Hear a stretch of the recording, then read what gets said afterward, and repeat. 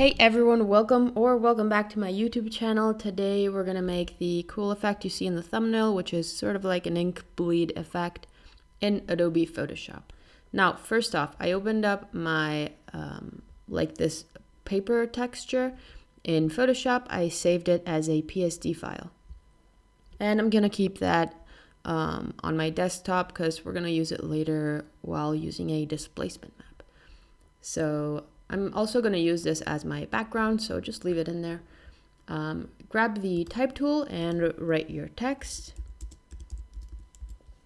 I'll use a big bold font. I feel like this works best with effects like this. Go to Filter, Blur, Gaussian Blur. You'll get this window pop up, convert it to Smart Object. And I'm going to add about 4 blur.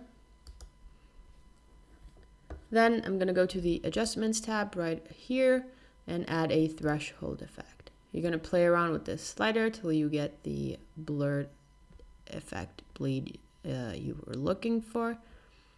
And now we can keep editing this layer. I'm going to add a filter, distort, and ripple effect. I'm gonna go with small, press OK. Then you can add more, just more effects to this ink bleed. So let's add a blur, and let's add a motion blur. And you can see how the effect changes.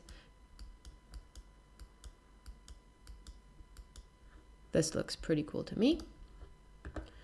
When you're happy with it, we are going to add a solid color adjustment layer. You can go here and look for solid color. Maybe, okay, it's right over here at the bottom, solid color.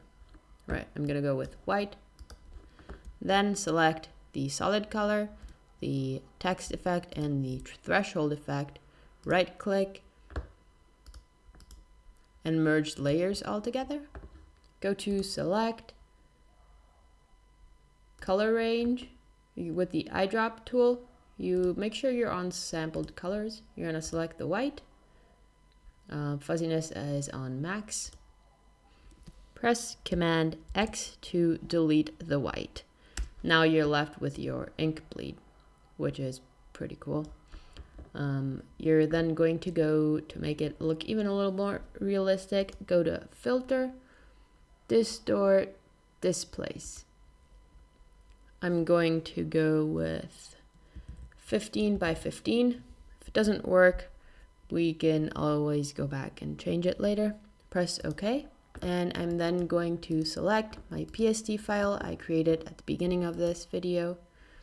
And as you can see, it's kind of like distorting it according to all the folds and ripples in the paper.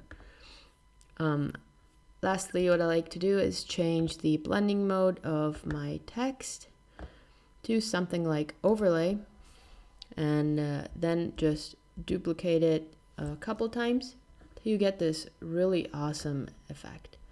And yeah, that's basically it. Now you can simplify it, you cannot add the displacement map, but I feel like you get a more realistic effect this way. And yeah, I'll see you guys next time.